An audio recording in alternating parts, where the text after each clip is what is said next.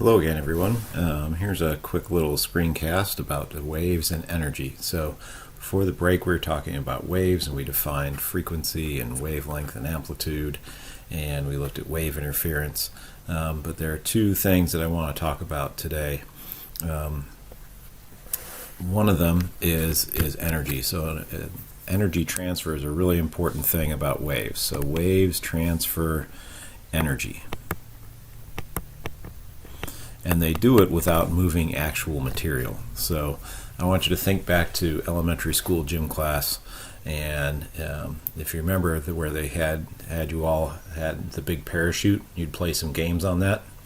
And one of the things is, have all the students around the outside and put some playground balls in the middle of the parachute, and you would shake it trying to get those to fly out.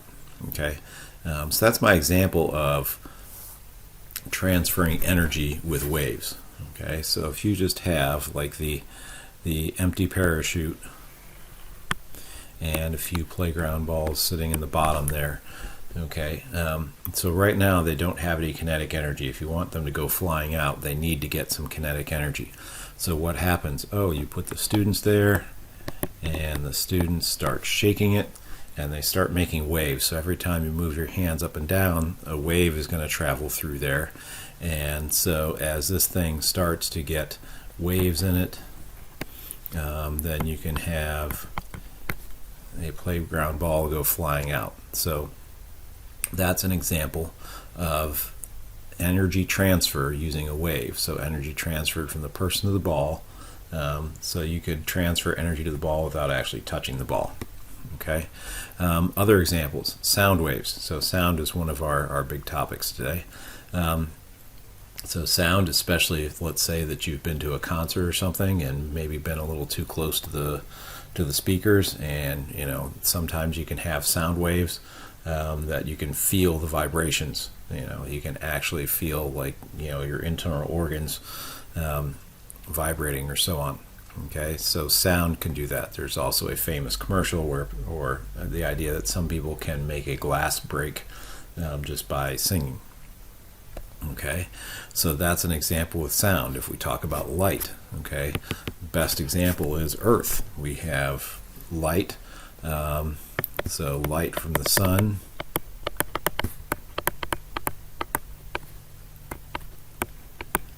carries energy to Earth.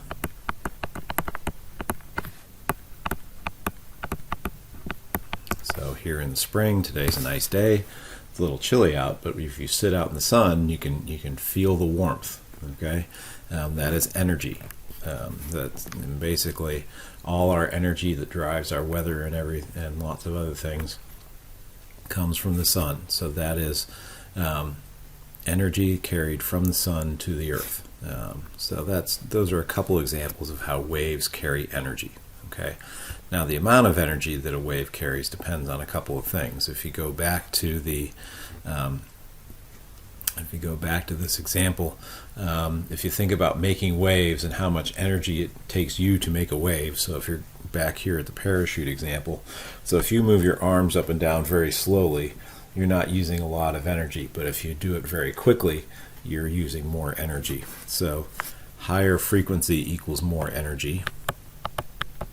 And we will talk later about light. So higher frequencies of light have more energy, okay, and also greater amplitude. Okay, so if you move your arms up and down a lot wider, okay, not speed, but the up and down, how far up and down you go. So the greater the amplitude of the wave, the more energy that it has. So if you go back to that parachute example, if you make just a small wave, chances are you're not going to get that ball to go flying out of there, but if you make a really big wave, then you will. So greater amplitude also means more energy. Okay. So now when we talk about sound, so sound is a special case. It's really interesting. It's obviously around us all the time. And so sound is always caused, like by any wave, it's caused by a vibration. Something is vibrating. So if we think about sound, if we think of a guitar, you have a vibrating string, so the string is plucked and it vibrates. If you hit a drum, okay, the drum head vibrates.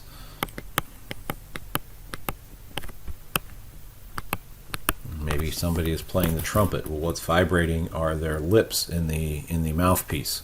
So that is going to be a vibration, something going back and forth. And your voice, what's vibrating is your vocal cords. So if you put your fingers up to your larynx or your voice box as you talk, you can feel the vibrations. So that is the vocal cords.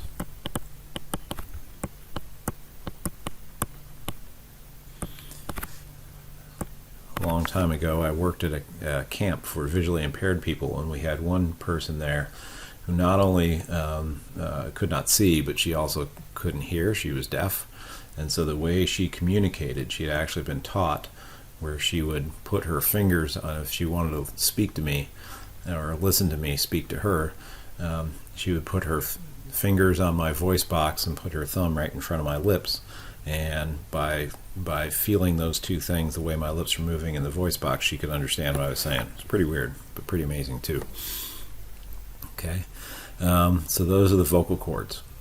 So all sound is something vibrating. Okay, and then the next thing that has to happen is that the goes back and forth. So if you look at this picture in this tuning fork, as the tine on the tuning fork goes back and forth, it's going to push on air molecules. So it's going to create areas of high pressure. Those are compressions. So as it's moving toward the ear, it's going to make a compression. And then as it moves back away from the ear, there's going to be a rarefaction, and that's going to be low pressure.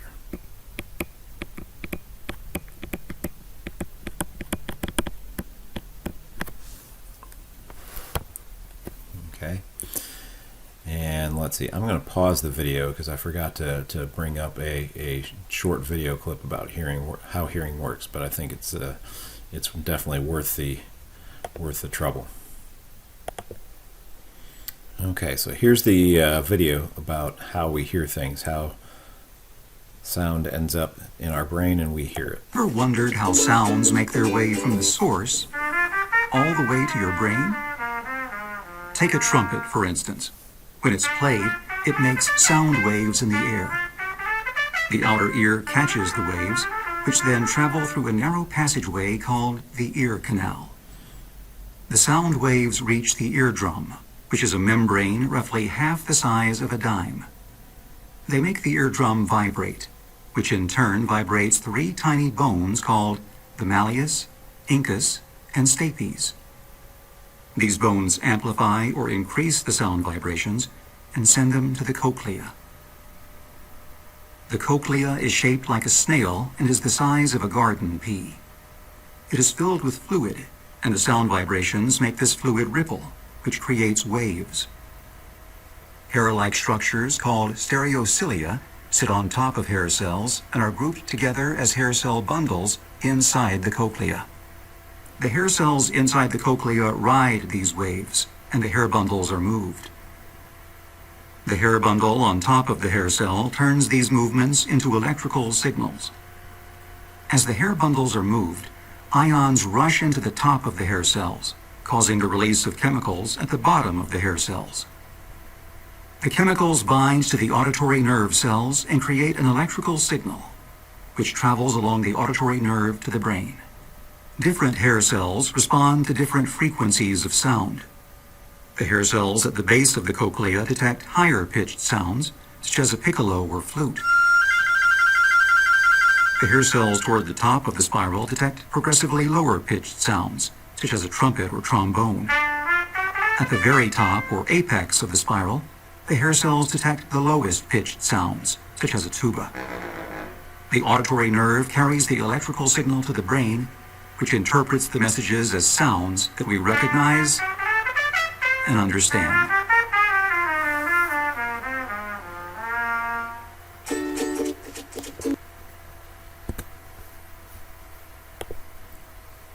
All right, so that gives you an idea of how that works. So the idea is that compressions, high pressure, are going to push your eardrum in, and the rarefactions are going to low pressure, going to let it back out. And so that alternating compression and rarefaction, or high pressure and low pressure, sets off that whole cascade. And it's important when we talk about our ears and hearing. Those hair cells can be damaged by very loud sounds, and they don't fix themselves. So over the course of your life, you want to avoid as much of that of the really loud sounds that are going to damage your ears. So I probably have some hearing loss compared to you, just because over the course of my life I have experienced more loud sounds. But you do want to pay attention to that. If you're in the habit of putting in your earbuds and turning the sound way up way too loud, or going to concerts constantly, if you come out of a concert and your ears are ringing, that means you've damaged your hearing, and you don't want to continue to do that.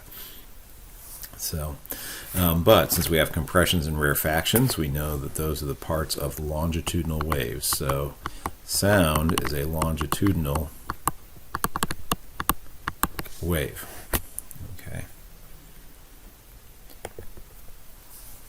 Also, that means there has to be a medium. Okay, if I take that tuning fork and I take it out into space, it can vibrate back and forth, but there are no air molecules to compress, so there are no high pressure and low pressure, so you really aren't going to get a sound. Okay. Now the other video I want to do is to see what sound looks like. So we want to be able to explore that a little bit. Okay. And so we're going to have, this video has a sound tone generator hooked up to what we call a oscilloscope. So this device is going to do that. Now we're going to see on the oscilloscope screen right here, it looks like a transverse wave. Okay.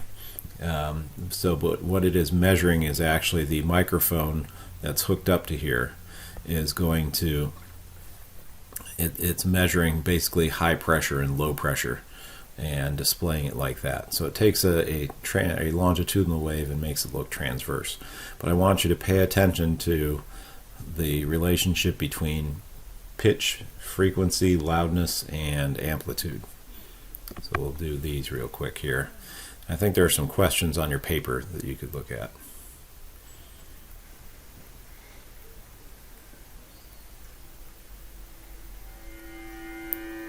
So that is increasing the amplitude, and that is increasing the frequency.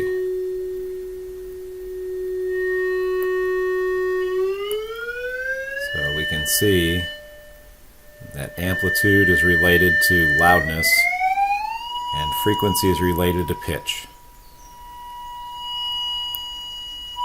So the pitch gets higher and higher.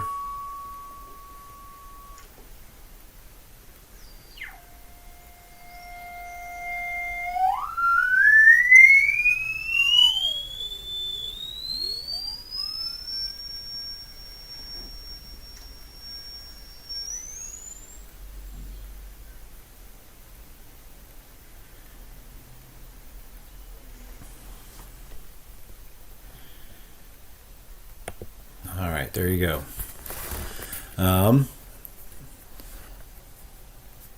So pitch and frequency. Okay. So we heard that as the pitch goes up, the frequency goes up. So pitch increases when the frequency increases. Okay. So pitch is something subjective.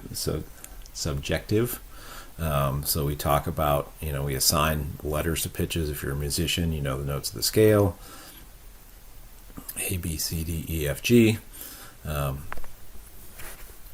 and so on. So, but each pitch does have a frequency. So for example, middle C, if you're familiar with that, has a frequency of 256 hertz. Orchestras often tune to an A above that, which is a frequency of 440 hertz, and so on.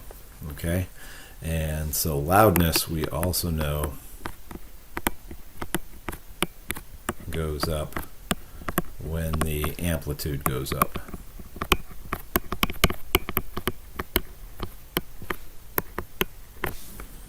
Okay. Now that used an oscilloscope, and that was a tone generator, so it looked like a nice sine wave there. If you listen to a human voice or something like that, it makes a more complex wave. It's interesting. You can, this physics toolkit app you can get for your phone. I believe you can get it for Apple or Android.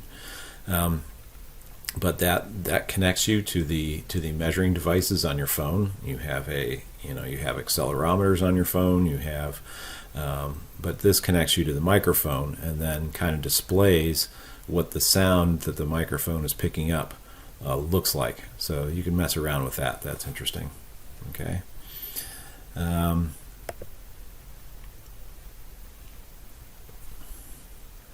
So when it comes to human hearing, so vibrations can be really slow or really fast.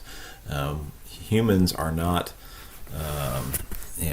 God didn't make us to hear everything. So, for example, you might have heard of a dog whistle. So there are whistles that make sounds that dogs can hear that we can't. So different creatures are created to hear different ranges of frequencies. Some animals have ranges much larger than ours. Some have smaller, but they're different than ours. So some animals hear high pitches much better than we do and beyond what we typically do, and some don't, but they might not hear low pitches like we do, and so on. So the range of human hearing is considered to be about 20 hertz to 20,000 hertz. So this is pretty broad. Very few people are going to be able to hear that entire range. If you are above that range, a sound that is above that range is called ultrasound or ultrasonic. Okay, so that the medical device and ultrasound device is using waves that are more than 20,000 hertz, and those waves can be used to do imaging and things like that. So it's very common, to check on the health of babies in the uterus, for example, using ultrasound, and there are other uses for it as well. Sound that is below the range of human hearing is called infrasonic.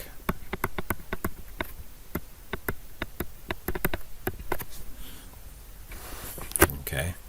And again, just for fun, I'll show you this tone generator. You can test your range of hearing using this tone generator. So I will play this. This is 440 hertz. It's not very loud, but if you look up this online tonegenerator.com, I'm not going to play everything, but you can see, it's fun sometimes to see what the highest frequency is that you can actually hear. In my case, it's probably around 11,000 or 12,000 hertz. In your case, it should probably be pretty much higher than that. Okay. All right. Now the Doppler effect. The Doppler effect is a really important thing when it comes to waves. So let's watch this video as well.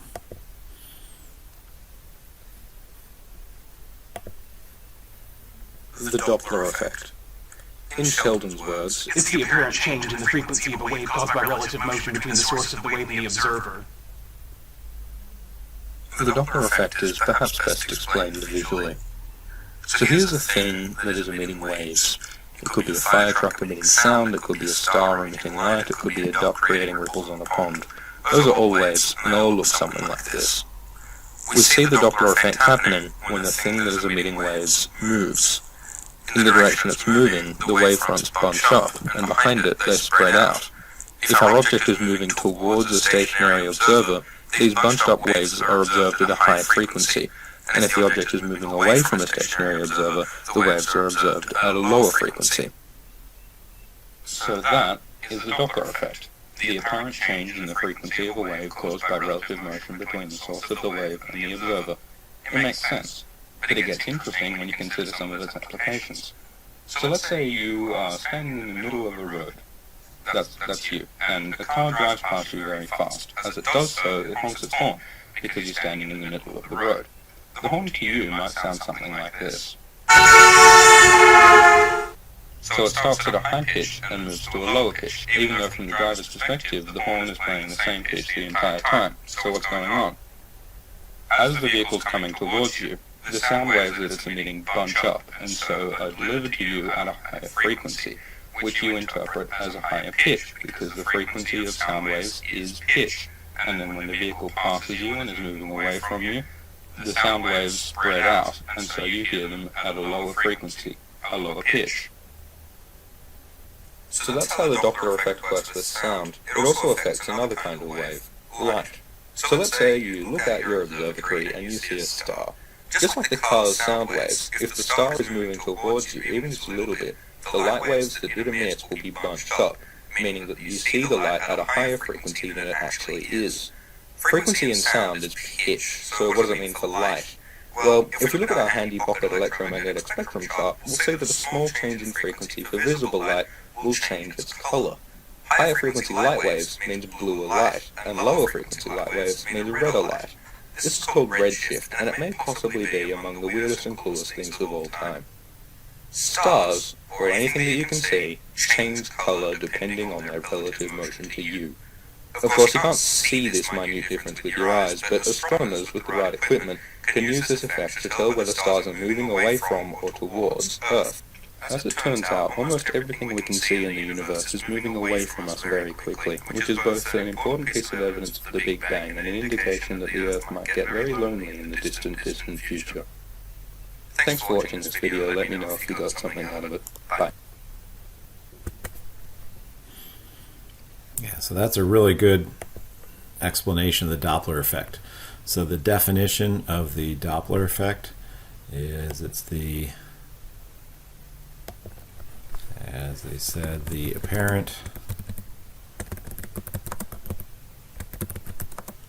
change in frequency of a wave due to the relative motion of the source and the observer. So it could be the source of the waves that's moving. It also could be the observer. So the car could theoretically, in the example where the car horn, the pitch changed as it went by, it could be that the car is standing still and the person is going toward that. Now, a person is not going to be able to run fast enough to hear a difference. So I have to say, just about every example that I know of the Doppler effect, it's the source of the waves that's moving. In this case, the ambulance or the car or the video.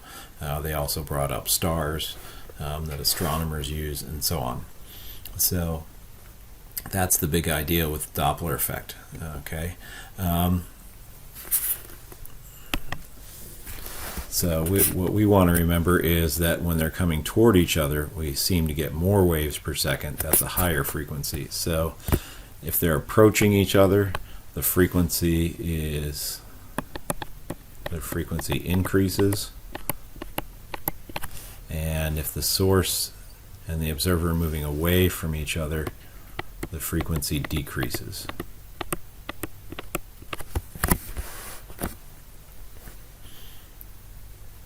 And so they brought up a couple examples of the Doppler effect so we can hear it,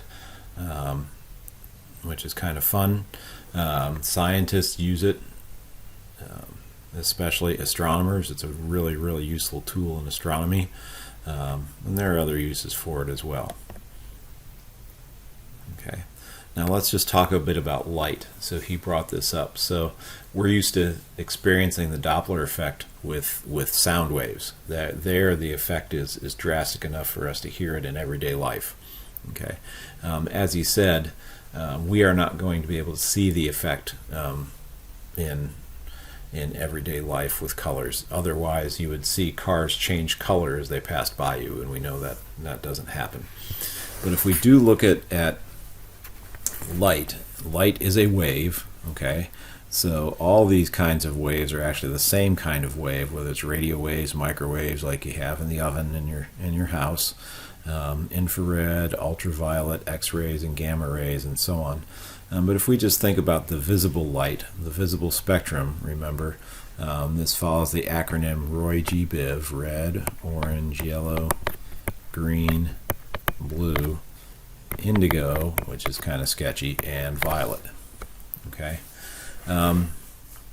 And so that's the visible spectrum. And the thing I want you to look at here is this talks about wavelength, but we usually talk about frequency. But we know the relationship. We know that as wavelength gets shorter, that frequency gets bigger. Okay, so moving this way, if we're going to the right, we are increasing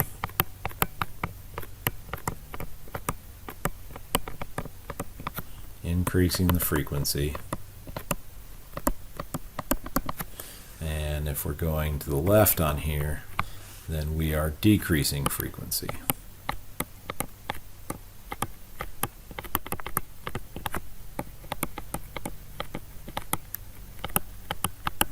So as he kind of briefly mentioned in the video, a very famous experiment early in the 1900s basically showed that the light from stars and galaxies was redshifted, and that was because the galaxies are moving away from us. So since they're moving away, the apparent frequency of the light goes down or decreases, so it shifts toward the red. And the opposite, if things are coming toward us, it shifts toward the blue end of the spectrum. Okay. So that just gives you some insight into sound and the Doppler effect. So I'm going to ask you to do a short quiz. Hopefully you've watched this video first, because that'll make your life on your quiz a lot easier. You can also, it's an open note quiz, so hopefully you've taken some good notes and the quiz will be pretty easy. Thank you very much.